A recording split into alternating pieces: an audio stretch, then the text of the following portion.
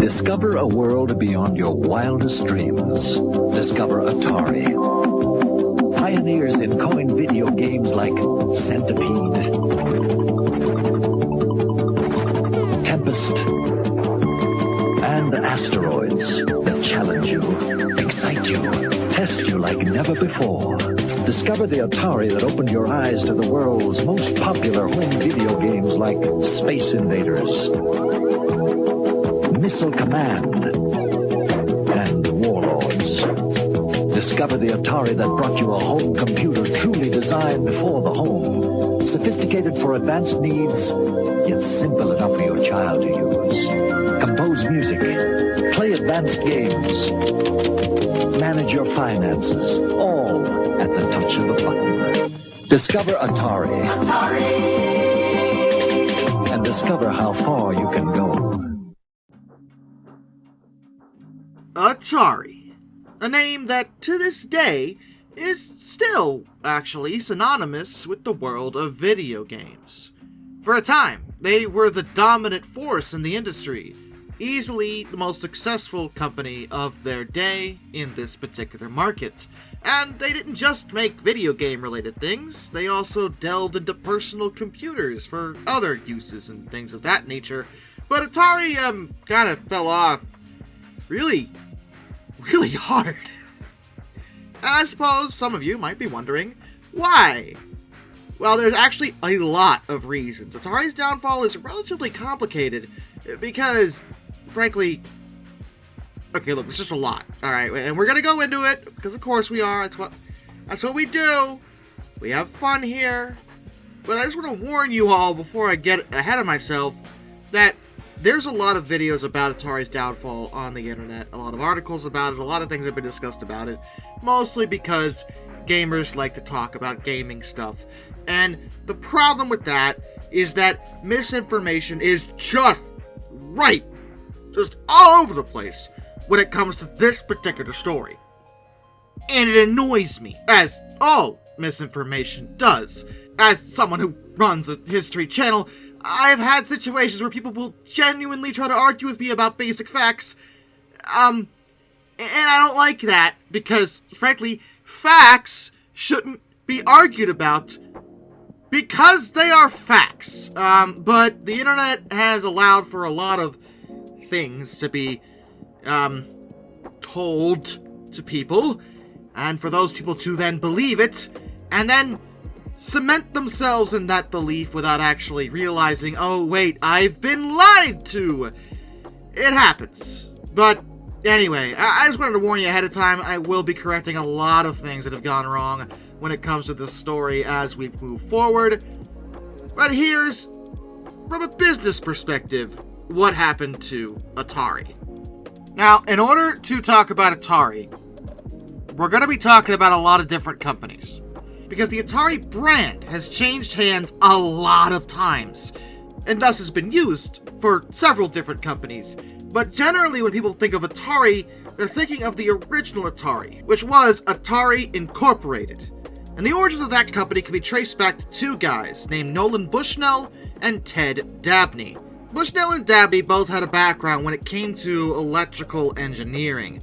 And at least in Bushnell's case, he, while he was studying at the University of Utah, worked at a local arcade, where he became quite familiar with what are called electromechanical games, or EM games.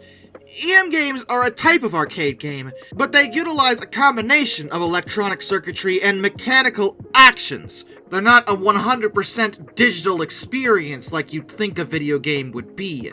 For example, you ever played Whack-A-Mole? Or something similar to Whack-A-Mole? That's electromechanical.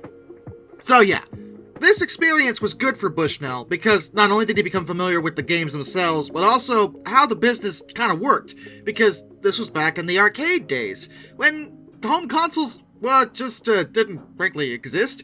In order to play a game like this, you would have to go to an actual arcade. In 1968, he graduated and immediately became an employee of Ampex, which is where he met Ted Dabney. They instantly became quite good friends, as not only were they in the same field, but they also had a lot of the same interests.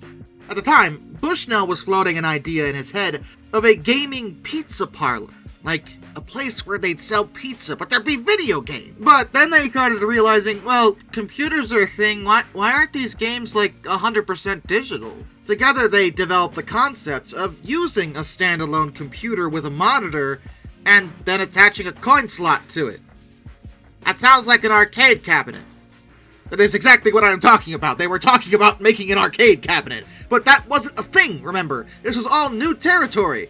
Together they would start a partnership, which they called Syzygy. Syzygy?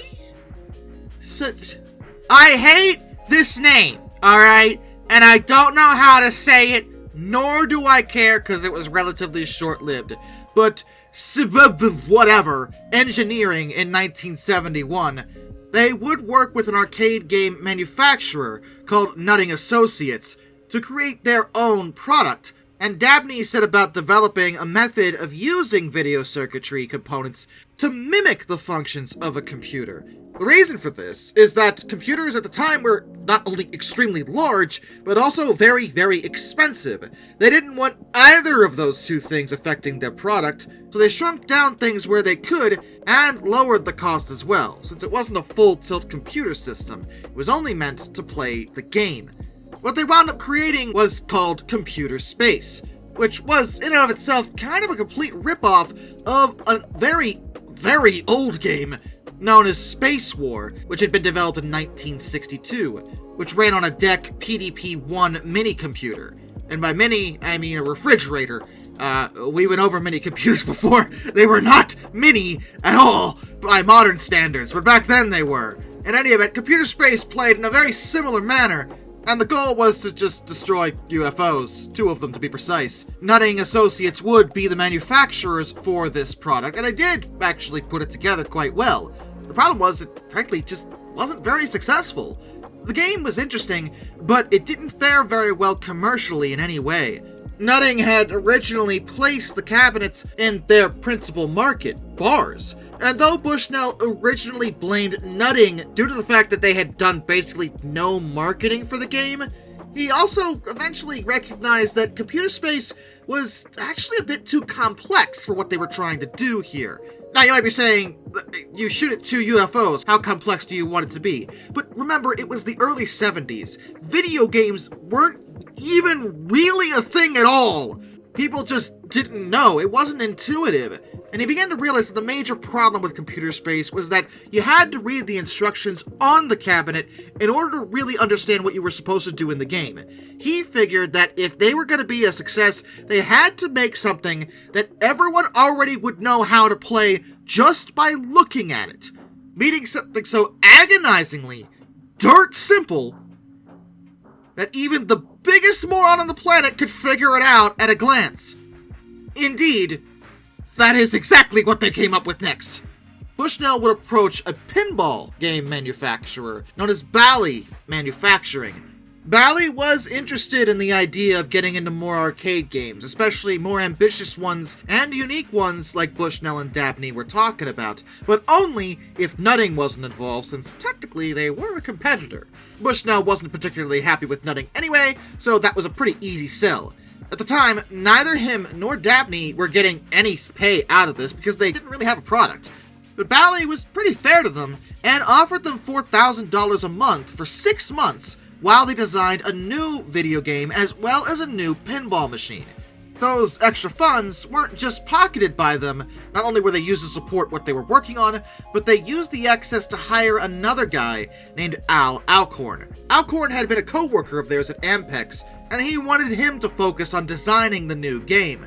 Alcorn was actually pretty interested in making a driving game, since he felt that most people could readily understand that. But Bushnell said no, because he felt that was still gonna be too complicated. Driving is very complicated. So difficult. Admittedly, some people can't drive. I mean, have you driven lately? Nobody can drive. Okay, you know what? Maybe Bushnell was right about that assessment. Bushnell had a better idea.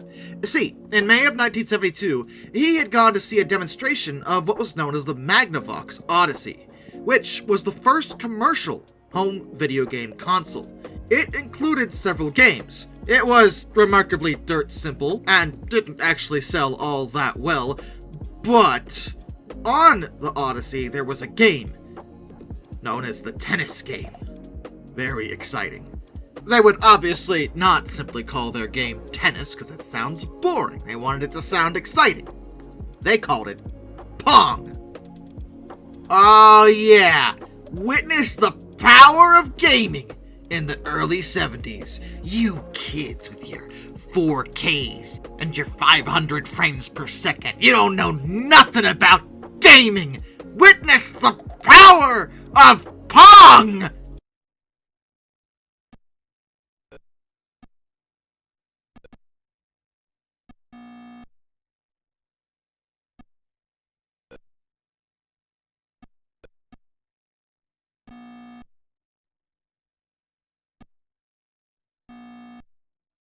This was really fun, actually. It is a dirt simple game, but that was the whole point. Alcorn was instructed to use Dabney's video circuit concepts to make the game, and he did a tremendous job with the first iteration, and they did intend to offer it to Bally as part of the contract. They also decided to start incorporating their own firm, but apparently Sizig, whatever, was already being used at the time, so they couldn't. Thank God, because now I don't have to say it anymore. Bushnell was a big fan of a strategic board game known as Go, which you may have seen before. It's quite popular over in East Asian countries, which is where it originates. It was invented in China over 2,500 years ago. Within the game, in Japanese, there's a term known as Atari, which in the context of Go means that you're in a state where one of the stones, or a group of the stones, is imminently in danger of being taken by your opponent. Similar to how the king can be checked in chess. They thought it sounded good, so they went with that. Atari would be incorporated in the state of California on June 27th, 1972.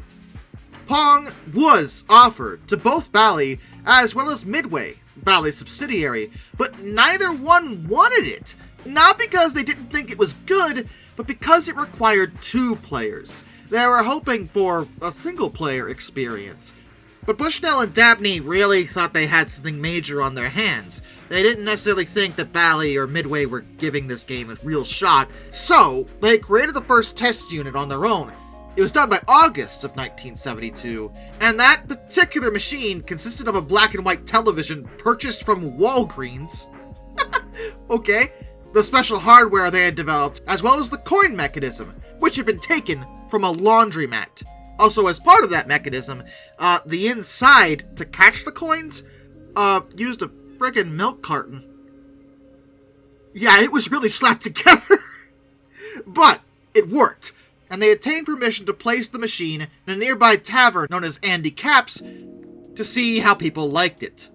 As it turned out, people loved it. They thought it was great. The first test run was phenomenal. So they immediately set about making 12 more test units.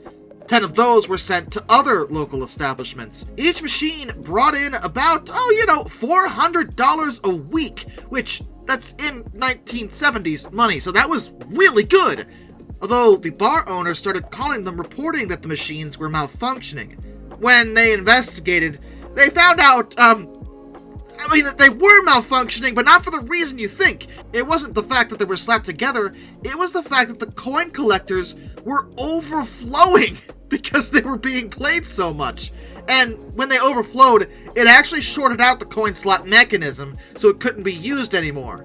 But there still wasn't enough to convince Bally, which was deeply frustrating to both Bushnell and Dabney, because okay, look, they'd already proven that people wanted to play this game. Just manufacture it, you cowards! Do you not want to make money? Well, apparently not, because they never would take it. Bushnell told them that they would offer to make another game for them, but only if they were sure they were going to reject Pong. And if they did, they would also have to let them off the hook for that pinball machine design that was part of the contract. Bally, for some reason, agreed to this, even though it was a net loss for them. I mean, in retrospect, this was a massive flub on their part. They completely missed the mark on Pong, because Pong would go on to be an astonishing success. Though Bally wasn't alone when it came to being skeptical of it.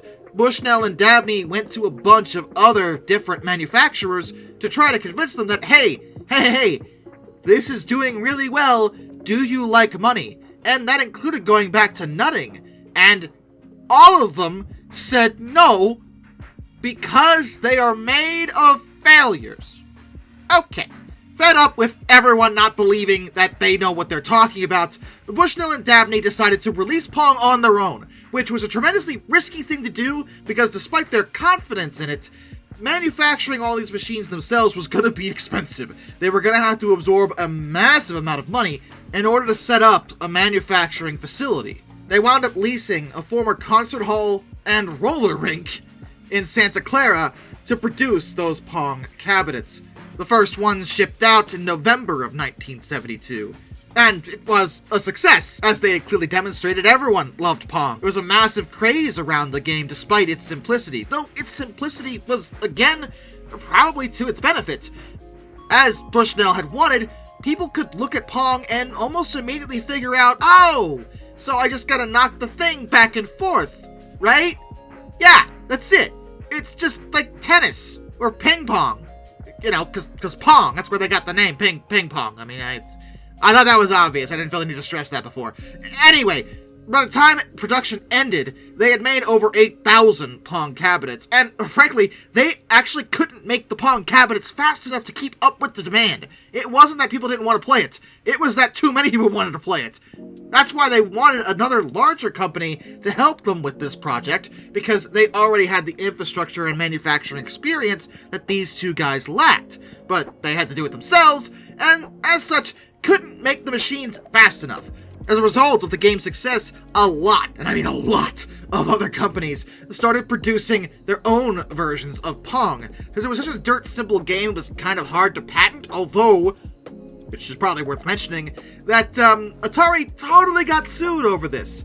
Remember, Bushnell had gotten the idea for Pong from the Odyssey, and Ralph H. Baer, who had himself patented the concepts behind the Odyssey through his own employer, Saunders Associates, felt that Pong, and all the Pong clones, infringed on his own ideas. And, technically, that's accurate to say. I mean, Bushnell readily admitted that's where he got the idea. Magnavox would go on to sue Atari and the others in April of 1974 for patent infringement. Bushnell didn't fight this due to the advice of his own legal counsel. He opted to have Atari settle out of court with Magnavox in June of 1976. He would agree to pay $1,500,000 in 8 separate installments, which would give them a perpetual license on those patents. He also agreed to share technical information and grant a license to use the technology found in all then-current Atari products, or any new products announced between June 1st, 1976 and June 1st, 1977. But regardless of that minor hiccup with the whole ripping off the Odyssey thing, I mean, it did really well. Pong made them a ton of money, and gave Atari themselves a very strong footing in the effectively brand new video game market. Video games themselves were in their infancy, and Atari was in a perfect position to capitalize on it since, effectively, while they hadn't invented video games, they had popularized video games.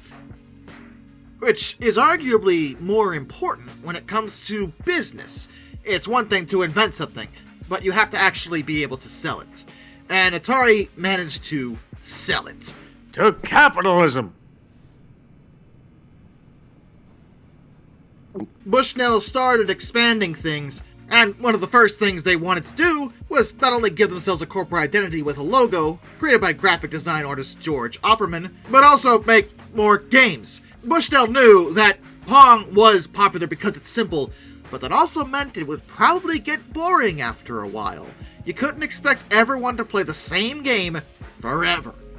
Unless it's like soccer. Now seriously, ask the British what they think of soccer.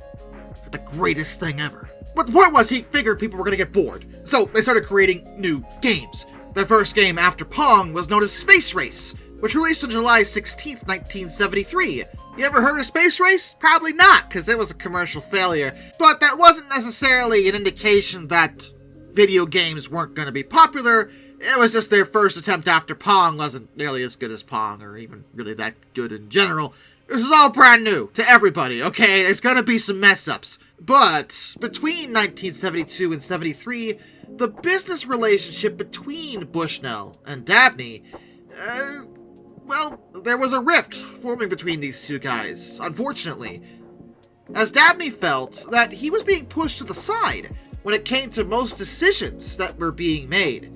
Bushnell, on the other hand, felt that Dabney was kind of just in the way.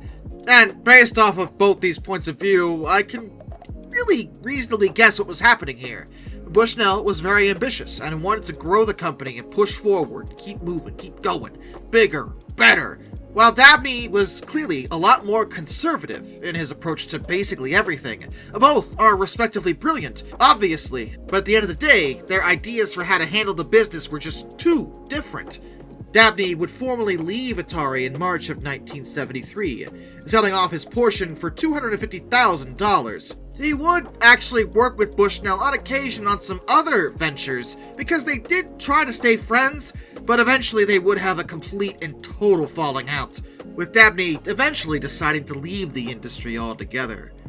There's a lot of drama between these two, with Dabney claiming that he wasn't given proper credit by Bushnell in many categories.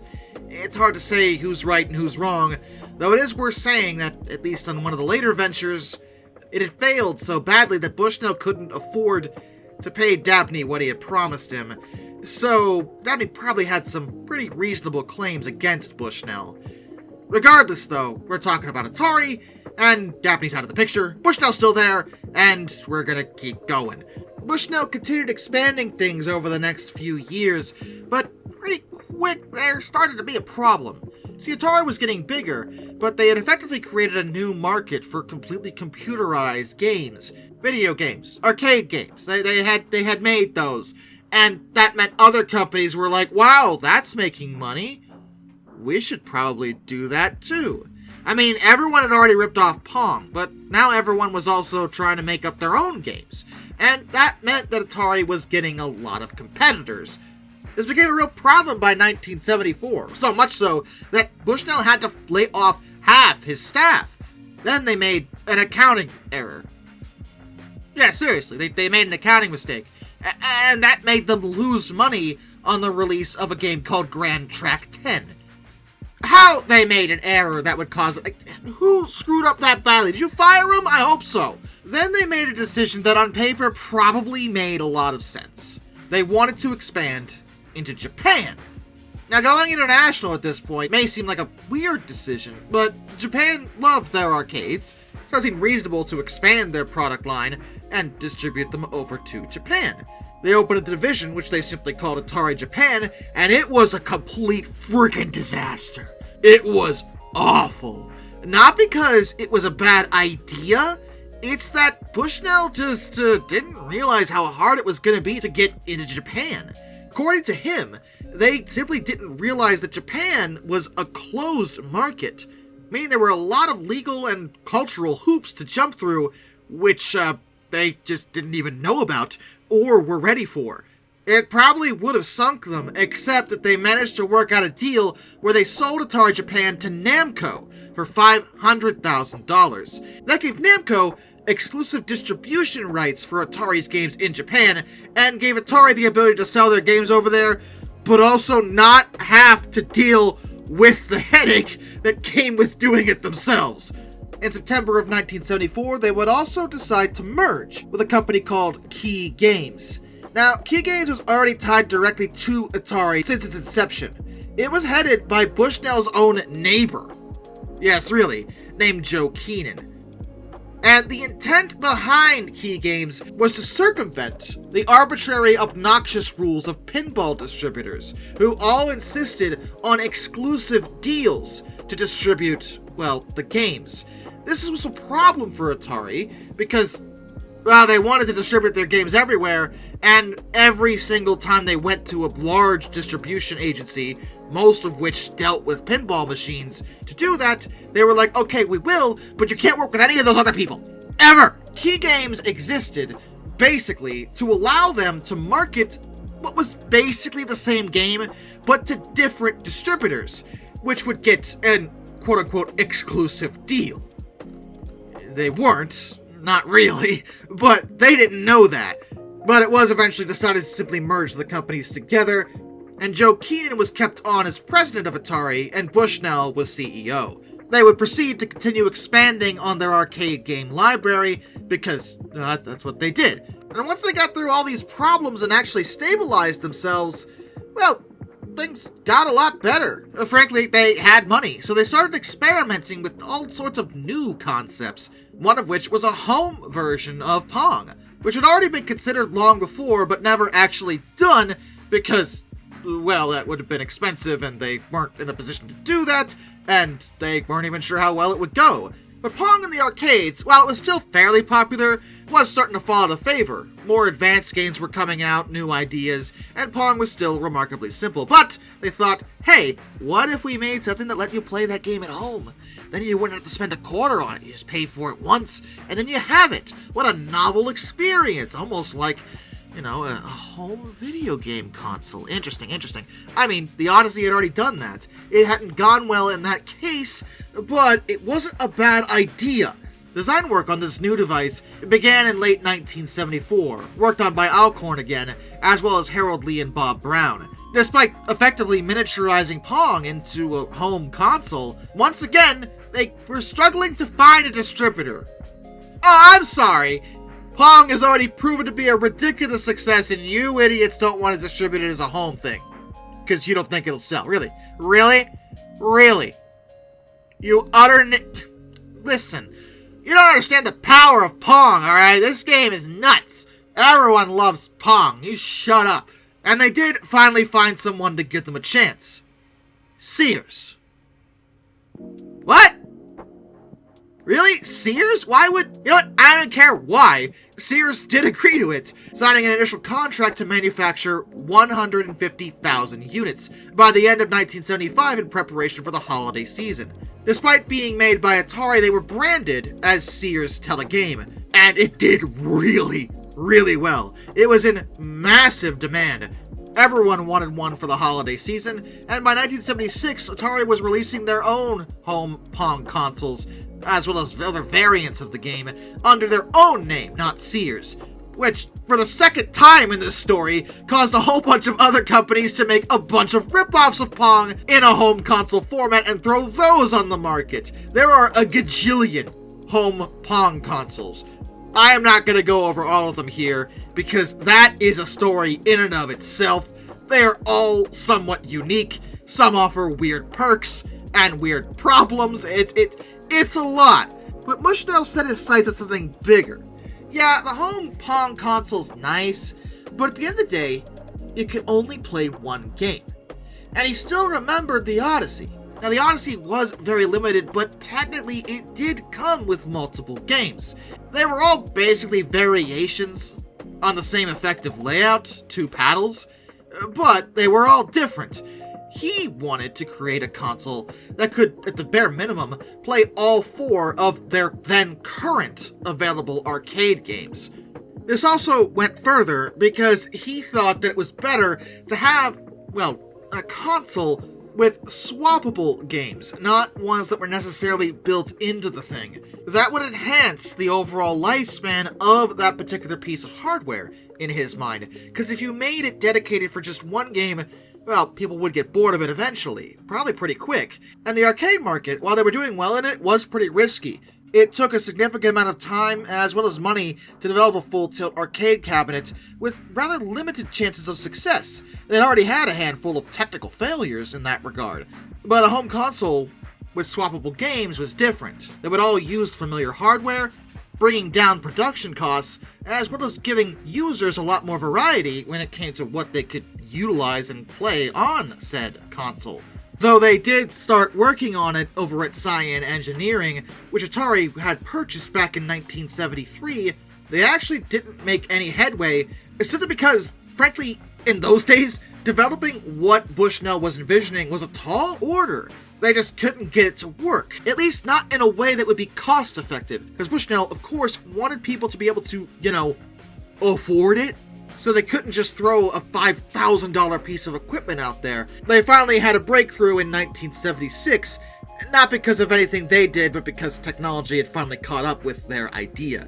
MOS Technology released a new microprocessor, known as the 6502, that was actually inexpensive, while at the same time being very good. It had sufficient performance. Atari would hire Joe Decour and Jay Miner to develop custom hardware for their new device, particularly the Television Interface Adapter, or TIA.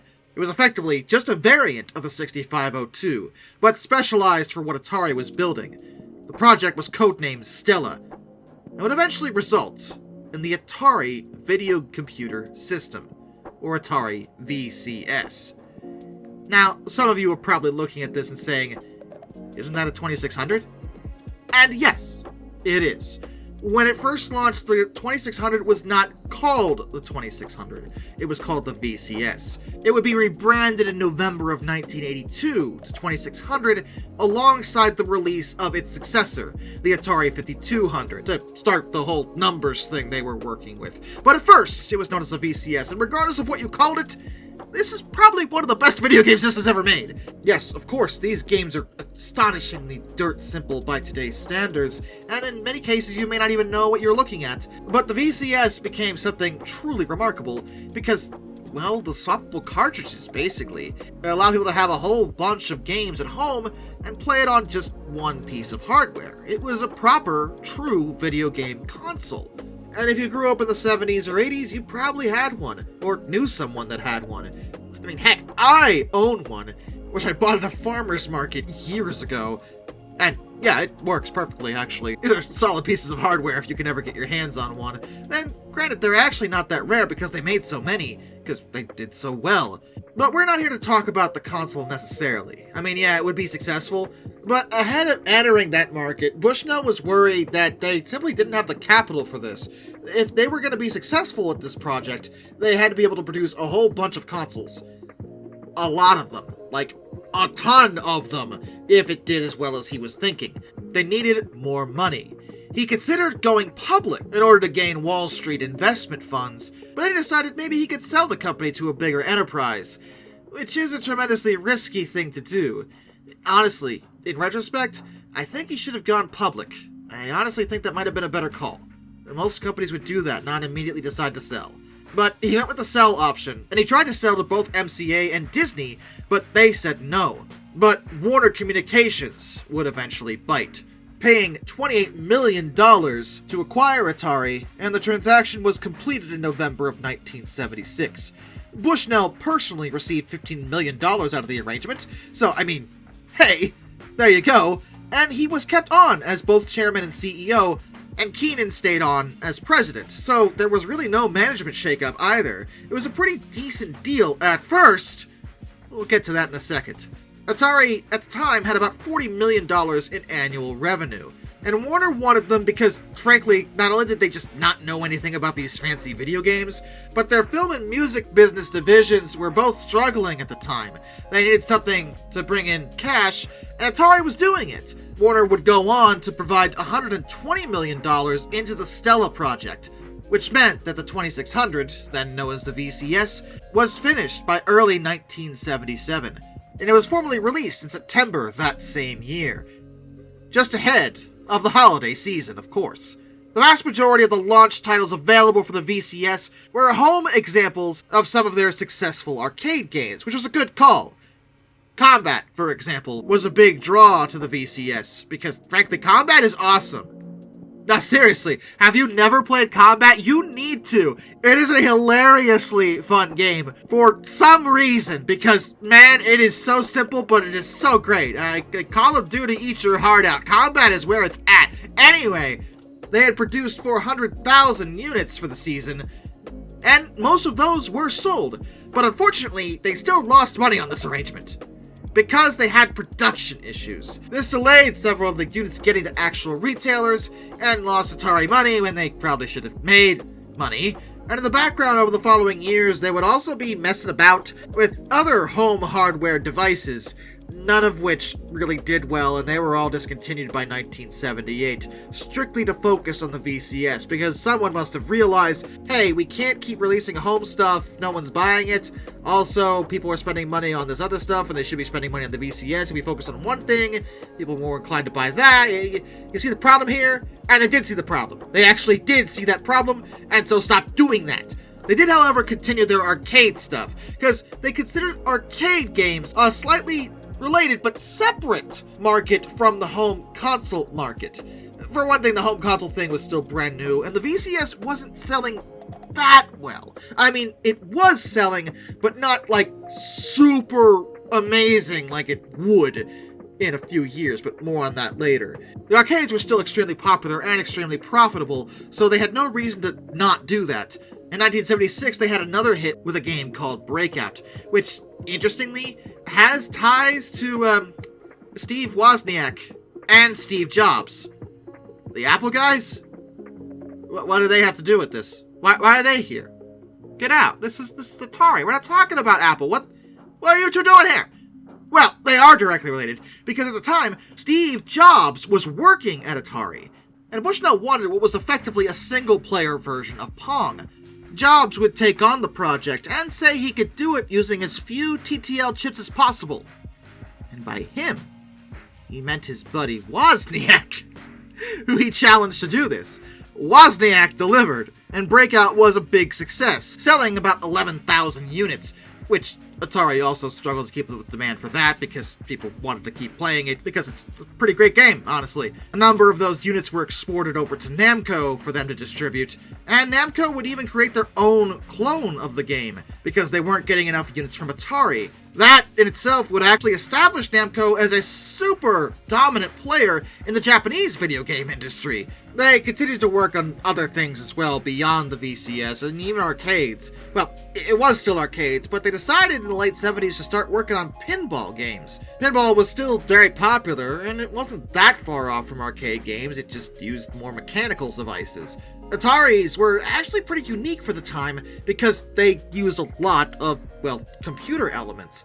Solid-state electronics over electromechanical components. This actually made their machines a lot easier to design and repair, and considered quite innovative, but they were more difficult to produce than the arcade games they were familiar with, and, once again, Atari struggled to meet demand. See, it's not that people don't want Atari's products. It's that Atari can't make them fast enough. That's always their issue. On top of that, on the side, Bushnell was looking to go into business with his own original idea. The one that he thought of before even Atari. Envisioned a pizzeria with an arcade, you know? Pizza and video games. It'll be great, it'll be wonderful. And he called it Pizza Time Theater. Pizza Time. If you don't know what that is, it's okay, because they operate under a different name now. Chuck E. Cheese.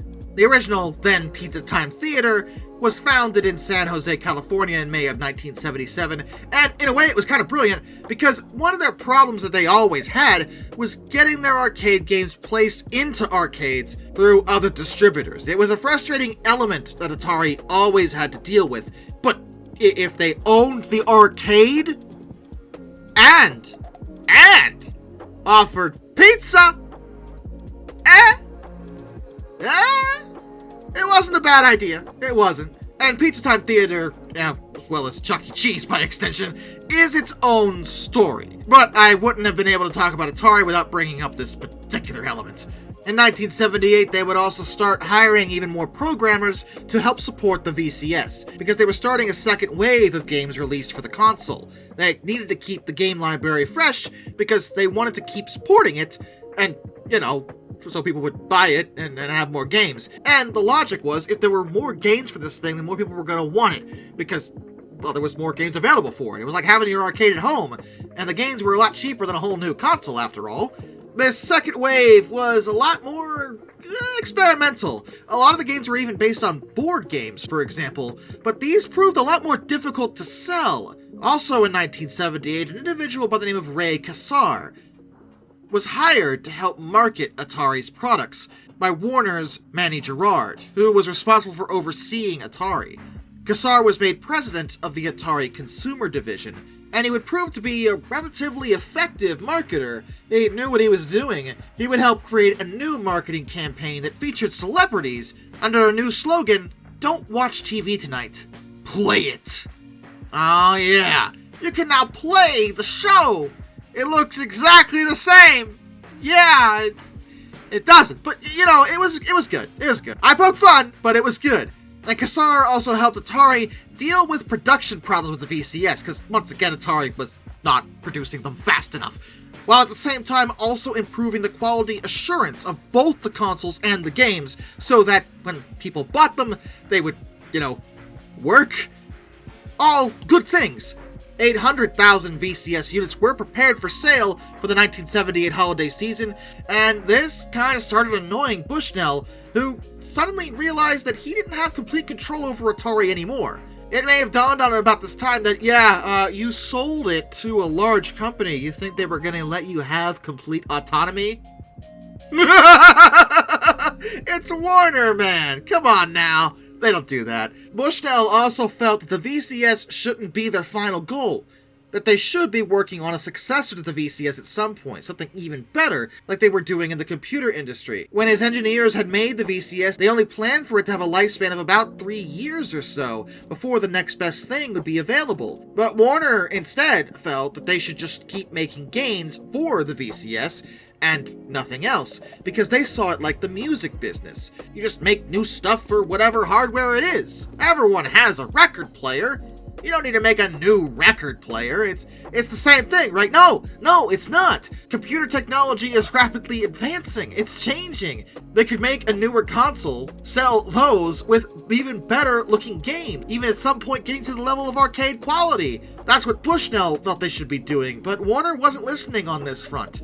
Bushnell also wasn't the one responsible for preparing 800,000 units to sell in 1978. That was not his call. He straight up told Manny Gerard in November of 1978 that they had made way too many, and that the consumer division would suffer a major loss as a direct result. As it turned out, though, he was kinda wrong.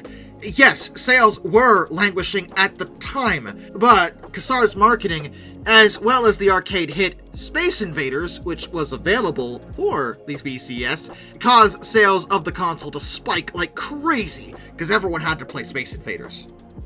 No, that's not a joke. Space Invaders was a huge deal. Everyone loved that game. They netted $200 million in sales, and Warner lost complete confidence in Bushnell as a direct result, realizing that if he had been in charge, they wouldn't have that money because they wouldn't have made nearly enough consoles to support the sales, and immediately removed him as chairman and CEO. But they offered that he could stay on as director and creative consultant.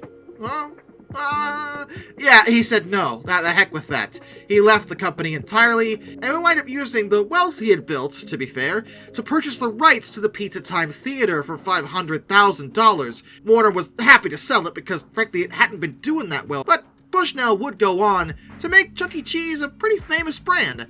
It's had its ups and downs, and again, it's its own thing, but that's pretty much where he went.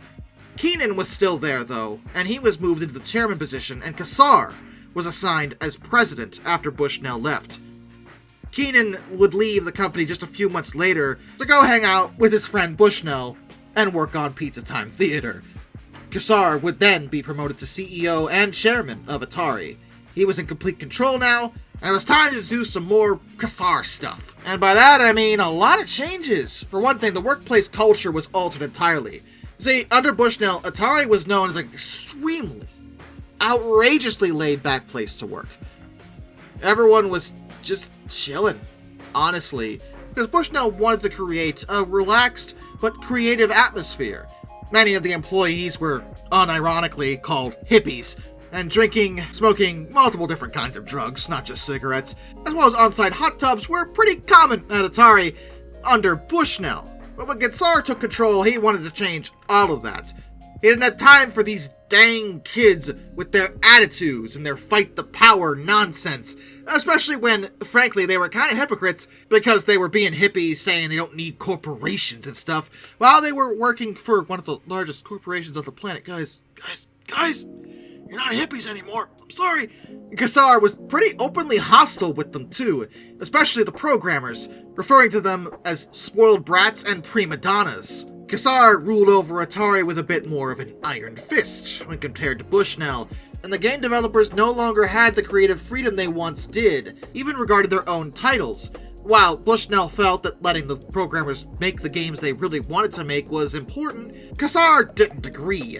The Superman game for Atari, released in 1979, was actually one of the earliest movie tie-ins, and it was a major deal because, for one thing, it's frickin' Superman, and it's a movie tie-in. Warner wanted it to do well and wanted it to be great.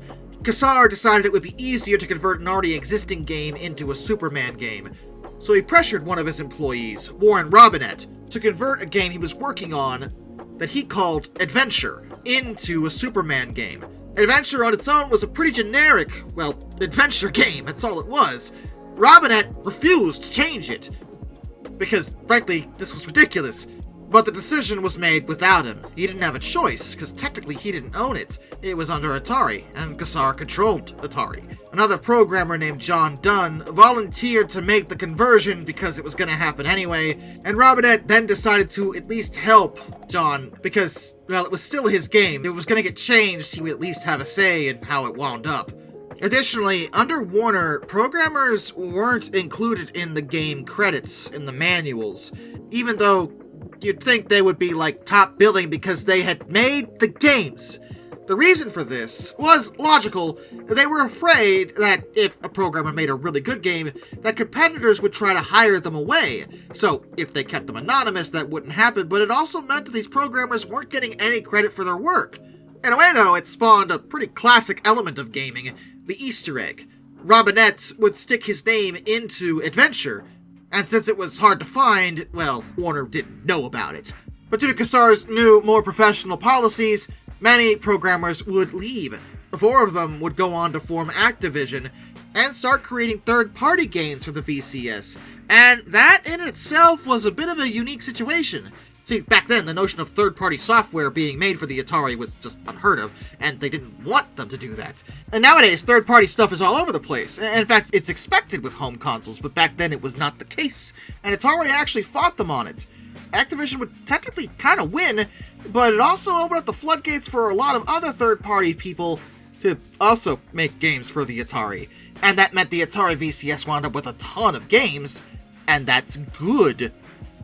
But a lot of the games that were being made for it were not good. And that's about to become very relevant. Activision only had to pay a small license fee to Atari for every one of their games sold, and it made them the first third-party developer in the industry. The VCS chucked forward, and with new third-party support wound up with a whole bunch of games by the early 80s, but see, Activision was only doing well because they were already familiar with the VCS's hardware. They had already programmed for it.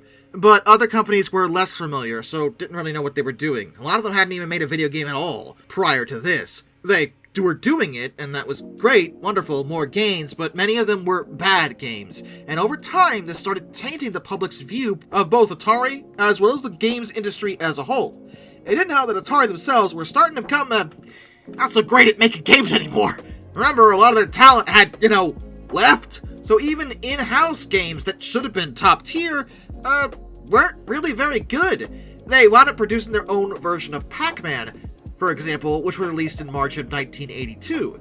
And Pac-Man was friggin' huge! Everyone played Pac-Man. Everyone loved Pac-Man and had a whole bunch of spin-offs with Miss Pac-Man and stuff like that. I mean, that was awesome. So of course Atari wanted a piece of that pie, and they were able to get a version of Pac-Man available for the VCS.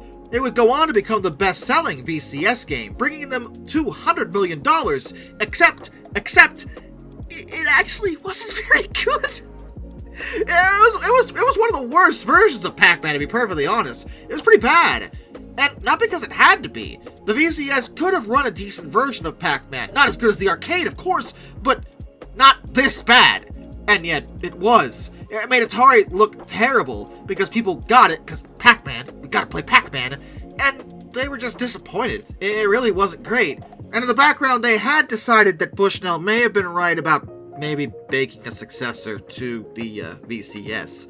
And in late 1982, they released the Atari 5200, which had been based on some of their home computers, the Atari 800 and the Atari 400, because Atari was also in the computer industry as well. Its release meant the VCS was no longer called the VCS, it was renamed as the 2600 to go along with the 5200, but the thing about the 5200 is that it actually wasn't very good at all. No one really bought it, no one was interested. I think the major issue with it is not only were the controllers just the worst, they broke basically all the time, but frankly, it just wasn't enough of an upgrade to make it worth it. The games on the 5200 didn't really look all that much better than the 2600, which many people already had. Plus, it was a bad time because the industry was starting to go through a downslope, because remember, Atari had started not really delivering a very good game, and the third-party developers were just shoveling out the worst things imaginable, and that would lead to 1983, and the video game crash of that year. Now, this is where misinformation is ripe for Atari, because people don't fully understand the crash. The crash could be its own video, and maybe I will if you guys want. But I'm going to give you an abridged version of the crash here, just to explain why this happened. If you ask people who don't read, the reason the crash was just this game! This one game! And only this game and nothing else! It was awful, terrible, the worst game of all time! And that's very, very, very, very wrong. For many reasons. For one thing, E.T. the Extraterrestrial, the game, obviously based off of E.T. the movie, it isn't a great game, but it's definitely not the worst game of all time. I assure you I've played way worse games than E.T. Be that as it may, it was really bad, and people didn't like it. They disliked it so much that there were massive returns beyond just trash, like people just didn't want it, so that's A. But a single bad game isn't enough to sink an entire friggin' industry. That's ridiculous. What was actually happening was, well, it was several factors. The market was oversaturated. Many other companies had gotten into the console-making market, and there were just many different consoles available, all with different games, some with the same games with different graphics, and consumers were a bit overwhelmed, frankly. And those third-party devs that kept making bad games for Atari, yeah, they just kept doing that, shoveling out more and more trash, meaning that a lot of consumers, frankly, even if a game kind of looked alright, were getting stuff and finding out that, no, this is actually terrible, and I don't want to play this anymore. And it got so frustrating that eventually everyone was like, you know what, I don't want to play video games anymore. And people simply stopped buying video games. There were other issues when it came to Warner's management over time, but the point is that despite Atari's dominant position, they were kneecapped by the crash, because simply put, consumers weren't interested in buying video games. The crash is mostly isolated in North America. It didn't really affect Japan or the UK in the same manner, as those markets had completely different gaming habits. Japan has always loved their arcades, and the UK generally focused on home computers for their games, not so much consoles like here in America, at least at that time. The point was that video games as an industry started to die, with many analysts thinking it was permanent, because when the craze first started, people saw it as a bit of a fad, not thinking it would ever develop beyond that. And in 1983, it looked like they might be correct, because frankly, people just weren't playing them. But in the background, they still tried to innovate, and even began working on another new console, which was the Atari 7800 Pro system. It was supposed to launch in 1984, but that would not happen, at least not at that time, because Warner was feeling the squeeze from this. Atari was supposed to be their cash cow, and probably their other ailing divisions, but they had managed to drive them into the ground, so they decided, okay, well, we've screwed this up, let's just sell Atari. Yeah, that's a great idea. And sell they did. Warner sold off the assets of the consumer electronics and home computer divisions of Atari, which included both the console and computer production, as well as the game development and the Atari Soft divisions, to Jack Tramiel. What? Wait, you mean the Commodore guy? And yes, Jack purchased Atari. in exchange for taking on roughly $240 million in debt that was held by Warner. He merged those assets together into his own Tramiel Technology Limited company, which he then renamed to Atari Corporation. But that's only part of the story, because other elements of Atari were sold to other places. Atari-Tel, for example, was sold to Mitsubishi. Interestingly. And they released one of the first digital video phones based off of Atari's original designs under the brand Lumaphone by 1986. That's pretty cool. But the other one we're going to focus on would become known as Atari Games Corporation. In 1985, Warner created a new joint venture alongside Namco, and this would hold the coin-operated games division from Atari, basically the arcade stuff.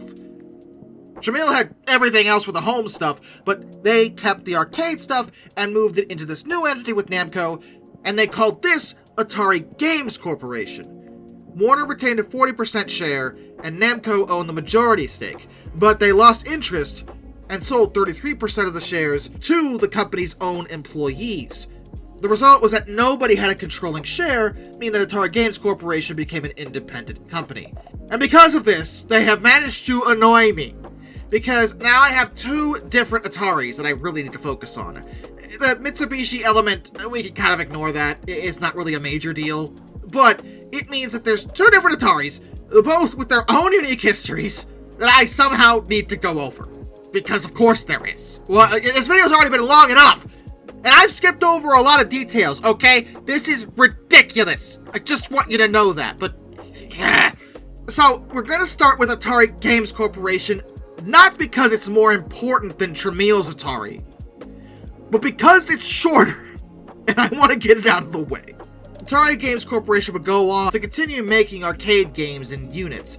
Most of these were delivered to Japan, at least at first, simply because the crash was still going on in America. But over time, as the crash subsided, they were able to release more games into American arcades, at least the ones that were still around. But they also decided to start dabbling into home consoles when that became more popular. In particular, they operated under the Tengen brand name for this particular purpose, and released multiple different games on consoles like the Nintendo Entertainment System. And Atari Games Corporation, acting under Tengen, was playing fast and loose when it came to the rules of the Nintendo Entertainment System. See, Nintendo recognized that one of Atari's major issues was that there were too many frickin' third-party developers making a bunch of slop for the console, tainting the image. So Nintendo had a bunch of very strict rules and guidelines that third-party developers had to meet. Tengen thought that was ridiculous, and proceeded to figure out a way to circumvent the lockout chip that kept people from making whatever they wanted for the NES, meaning that they started creating a bunch of unauthorized games. They got away with this for a significant amount of time, though eventually would have to settle with Nintendo in 1994, paying them cash damages, as well as for the use of several patent licenses. That same year, Warner, well, by that point, Time Warner, reacquired a controlling interest in Atari games, making it into a subsidiary of the Time Warner Interactive division. The Tengen brand would be dropped by that point, in favor of the Time Warner Interactive label, for more of their home console games, though by 1996 they were up for sale.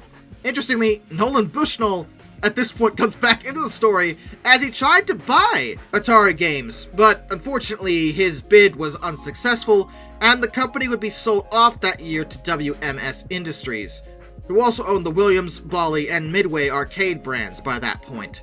In 1998, the video game assets that were under WMS Industries were spun off as a brand new independent company labeled Midway Games, and they ceased using the Atari Games Corporation name entirely in 1999.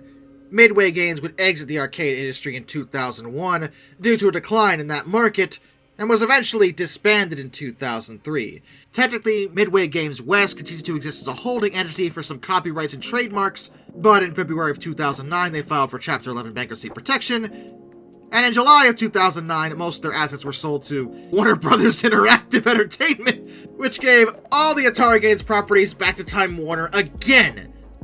Ugh!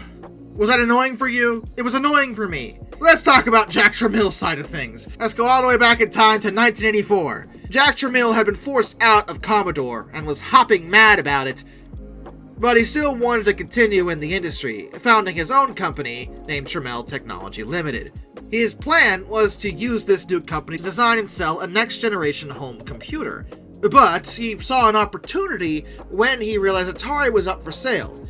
Prior to that, Atari had been a major competitor of Commodore, but given Atari was so focused on video games and not as much on computers like Commodore had been, they were hurt a lot more by the crash.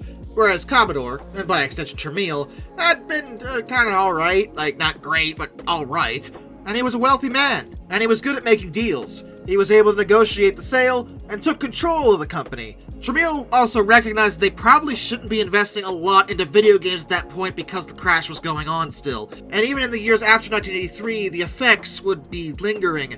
Instead, he thought, well, like he did at Commodore, which was home computers, things that didn't necessarily have to be used for games. Remember, the 2600 was only a game console. You couldn't use it for, like, not playing games. That's what it was for. I suppose, I'm sure some software exists where you could do other things, but that's not the intention. I mean, it didn't even have a keyboard. So he directed the company to focus development onto the 16-bit computer system known as the Atari ST, which would release in 1985. It was the first personal computer with a bitmapped color graphical user interface. Pretty cool, and was honestly kind of a success. It wasn't a massive success, but a decent one. It was a good piece of hardware, and alongside it they released updates to their line of 8-bit computers, the Atari XE series. This combined with some more safer options securing them a share of the market and actually making them money, Tramiel also directed them to start producing game consoles again in 1986. They released the Atari 2600 Junior, as well as the aforementioned Atari 7800. The 7800 was actually a pretty legitimate upgrade compared to the 2600, or the 5200 for that matter. For one thing, the controller actually worked, unlike the 5200, and you could see a clear difference in the games. And they started actually making a profit, $25 million to be precise, in 1986 alone. The Atari ST, interestingly, didn't do that great in America, despite being an American product. Mostly because there were just a lot of other options, more powerful ones. However, over in Europe, they loved the Atari ST. It did great over there. So regardless of where it was selling, the point is, it was selling, and that was good enough for Tramiel. Though he recognized that in order to compete in the US market, he'd better get with the program regarding what the consumers wanted. IBM PC compatibles. IBM clones. That's what they wanted. Pain in the butt, nobody liked it, but, you know, what the heck. So they started releasing personal computers like that, and in addition, they started actually making them very cost-effective. Tramiel was known for that. He liked making things as cheap as possible to sell as well as possible. That's what he did with Commodore, and it had worked for him at the time. Later on, they would again adjust their footing by releasing MS-DOS compatible computers. And, you know, I'm saying all this, and you're probably thinking, wait, this all sounds like good things. Is Tramiel doing a good job? And, okay, Tramiel is a complicated individual. He's not stupid, and he had some good ideas, a lot of good ideas. He knew how to make money. Also, he was notoriously difficult. And he was a stubborn man, and really hated spending money on friggin' anything. Sometimes these traits are good in business, because you don't want to overspend. And, trust me, Tramiel never overspent on a dang thing in his life. But sometimes you do need to spend money.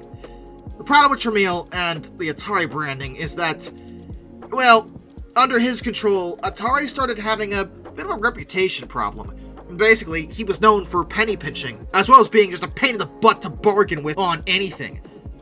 He would often risk basically everything just to save a few bucks in the moment. And sometimes that was a good call. Other times that was a really, really bad call. While they were producing products that people often wanted, he would also often not produce enough of them to meet demand, because he didn't want to spend that much money initially. And in a high competition environment like this, that could be a problem, especially when the Japanese moved in on the console market. Nintendo came over and revitalized that market with the NES, followed up by Sega and the Master System. Sega would then follow that up with the outstanding Mega Drive/Genesis, depends on what you call it, and Nintendo would have the Super Nintendo. These two would dominate the console market, while Atari all of a sudden was languishing in the background, producing consoles, but not consoles that people were actually buying. at least not to any significant degree. And when it came to computers, they were already basically out of the market by the early 90s, shoved up by companies like Microsoft and Apple. Plus, uncharacteristically, Tramiel wound up making a bad investment. Yeah, I know, that doesn't seem like something he would do, but it did happen.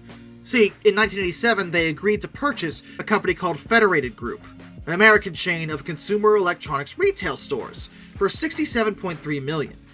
Now, on paper, this makes a lot of sense. If they have their own retail store electronics chain, they can then push their own products into those stores and, sell more of their own stuff through their own stores. That's a good idea.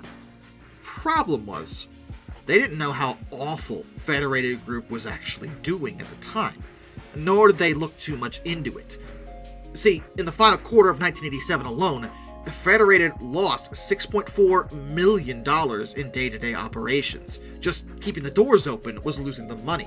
They performed a post-acquisition audit, which was finished by February of 1988, and Atari then realized that Federated had actually been cooking their friggin' books to a point that they had made $43 million in adjustments to their own balance sheets just to make them look a lot better off than they were. The net worth of the overall acquisition was basically cut in half. They realized they had way overspent. They'd been tricked, basically. And Atari's CFO even went on record saying that had they known, they would never have bought this chain. Ever. They also got in a little bit of trouble. Just a little bit with the, FBI. Oh, good. See, they may have been somewhat slightly involved. Completely involved, actually, in a scheme that was importing and reselling Japanese DRAM chips into the US, which involves skirting around US import laws. The FBI didn't appreciate that at all, and if they were doing it, because they were never technically found guilty as far as I'm able to tell, they had to stop doing that. But according to most sources, they were only doing it to try to offset this whole Federated issue. They eventually decided to treat Federated as a discontinued operation and took an additional one-time charge of $57 million just to be rid of it. It was eventually sold off to Silo that same year. But Atari still had life in them and continued to try to make some kind of headway with something really cool and kind of new. A handheld console. They called it the Lynx, which it looks really weird. Why are the buttons separated by the speaker? What? Okay, so the design was kind of awkward, but the Lynx had pretty decent performance for a handheld of its era, and offered some pretty good games on it, honestly. People liked it, but they had supply issues due to a shortage of parts, meaning they couldn't release it nationwide for the 1989 Christmas season, and Nintendo's Game Boy didn't have this problem, and despite only having a monochrome screen compared to the Lynx's color, the Lynx had really crappy battery life, and the Game Boy didn't. It's a handheld console. People carry it around. You want the batteries to last. The Game Boy did that and had an amazing library of awesome games. Jack Tramiel would eventually step away in the late 80s, leaving Atari in the hands of his son, Sam Tramiel, who basically did the same thing his father did when it came to the company, although he steered them away from home computers, because frankly, they just weren't competing there, and he didn't think they could, so they tried to focus on video games again. In 1993, they would release their last home video game console, which they called the Atari Jaguar. It was marketed as the world's first 64-bit game console. Do the math! Jaguar, Jaguar, Jaguar! Jaguar! Jaguar! Jaguar! God, it sucked! The Jaguar was not considered a very good game console. Mostly down to, a couple factors. For one thing, many people question whether or not it was ever even 64-bit at all, because, frankly, it shouldn't have been. But due to a combination of two different processors, and the fact that the data path from the DRAM to the CPU was 64 bits wide, technically it was, but it didn't work like a proper 64-bit console would. And many pointed out that if other console manufacturers did the math for their consoles in this manner, well, for example, the Sega Saturn would be a 112-bit system, and I assure you, the Sega Saturn is not 112 bits. But regardless of that problem, the real issue with the Atari Jaguar was twofold. For one thing, that controller is utterly ridiculous, and I don't know how you didn't know that. But even if that wasn't a major issue, the Jaguar just didn't really have a very good game library. It did have a few gems on it, but for the most part the games were subpar or frankly just bad. Plus, Sam Tramiel had a mouth on him, and just could not shut up when it came to touting his console's future dominance. He even tried to call out Sony when they announced their upcoming PlayStation console, saying that he'd sue them if they entered the US market at a retail price below $300, because that's not allowed, apparently. And of course, one of the major issues with developing games for the console is that, well, frankly, many of the games were supposed to receive funding from Atari themselves. And Sam Tramiel was like his father and didn't commit sufficient funds to actually do that. So the games either were never finished at all, or, well, turned out bad, because, well, you gotta spend money to make decent games. It was a disaster, in every sense of the word. They even had the goal to release a CD add-on for it, which was even worse. Also, basically never worked, it broke all the time. So, yeah, I guess the stress of talking smack got to Sam, because he suffered a heart attack in December of 1995, which meant that he had to step down from his role. Jack, his dad, was still alive by this point, and came back to lead the company again. Jack opted to do a bunch of patent suing nonsense, and actually made Atari a bunch of money off of lawsuits, despite the Jaguar's failure. Jack is really good at finding ways to make money, okay? Say what you will about the man, he knows how to make money even with really stupid ideas. But even though they had millions of dollars in the bank at that point, they didn't actually have any new products to sell. They hadn't developed anything further beyond the Jaguar when it came to games, and they'd basically stopped entirely working on computers. On top of that, all the Tramiels kind of wanted out of the business. Jack had only come back to bail out his son, and his son was in questionable health and wasn't interested in coming back to it either. It was too stressful, and they'd already made their money. They could retire comfortably and be just fine. In the end, Atari did a reverse merger with JTS Incorporated, forming JTS Corporation, which was completed on July 30th, 1996. This basically resulted in Atari becoming a holder for most of its properties, and the vast majority of their staff members were simply dismissed or just quit. Atari Interactive was shut down entirely, and the name Atari basically vanished from the consumer market, effectively bringing an end to this story. But you might be saying, I've seen Atari around. Don't you lie to me, Darkness. Well, you've seen the Atari brand around. You have not seen the company. Okay? Okay. Because the brand has changed hands many times. Like, a lot of times this brand has been shuffled around. In 1998, JTS sold the Atari name and assets to Hasbro for $5 million, who then turned around and basically used it for retro game releases. In 2001, Hasbro Interactive was then sold entirely to Infogrames, which renamed themselves to Atari Interactive in 2003. This new Atari, which was just Infogrames in disguise, proceeded to start making some really bad decisions and producing bad games, because I think the name might be cursed at this point, if I'm being honest. See, they renamed their European operations Atari Europe, renamed Infogrames Inc. to Atari Inc., and the original Atari Holdings division was renamed to Atari Interactive, so now there's 3 Ataris, I guess. But by 2013, they had to file for Chapter 11 bankruptcy, and then all 3 Ataris emerged from the bankruptcy 1 year later, and then entered the social casino gaming industry with Atari Casino. Yeah, that was a thing that happened. And then 2014, they said they were gonna have a new corporate strategy that focused on new audiences. Specifically, as they put it, they said this, not me, the LGBT, social casinos, real money, gambling, and YouTube. Okay. Whatever. You don't know what you're doing, do you? Okay. In 2017, they announced the existence of the Atari Box, which is said to support both classic and current games. Going to be officially launched via crowdfunding. Oh, very exciting. The first units of those were launched in 2020, and, I mean, it's kind of okay, I guess. It's a thing, but it's obviously not competing with modern consoles in any way. And then, the same year, they launched their decentralized cryptocurrency! the Atari token! Yes! That's an awful idea! God, why?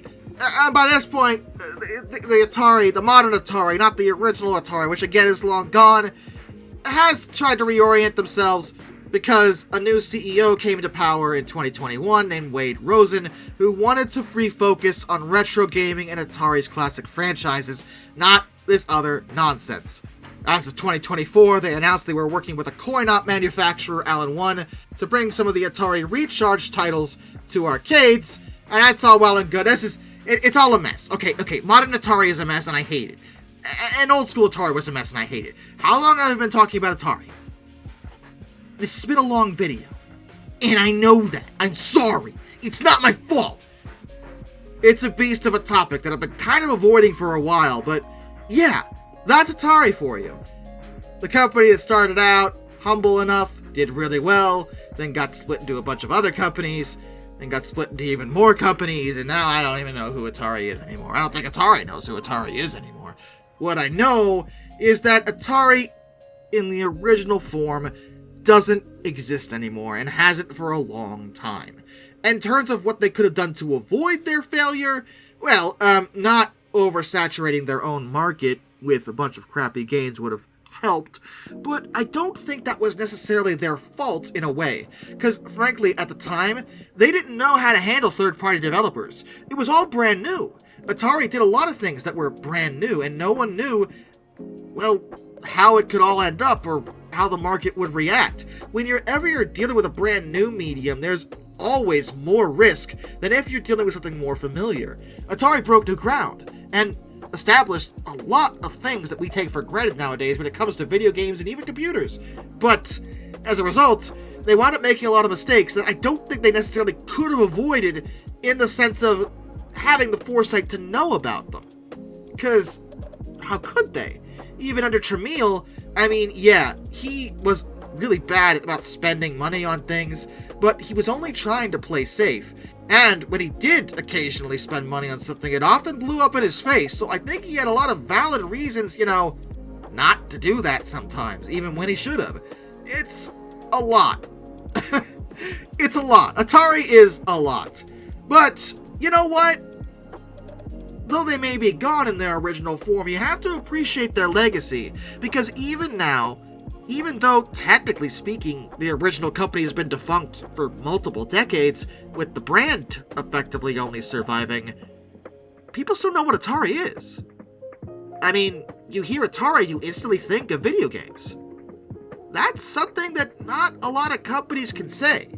A lot of other companies that have gone under, even in their own respective mediums, well, people often forget about them. Atari isn't that case. People still know what Atari is. And for that, I think they deserve some proper respect. Till next time, this is Darkness, and I bid you all a fun farewell.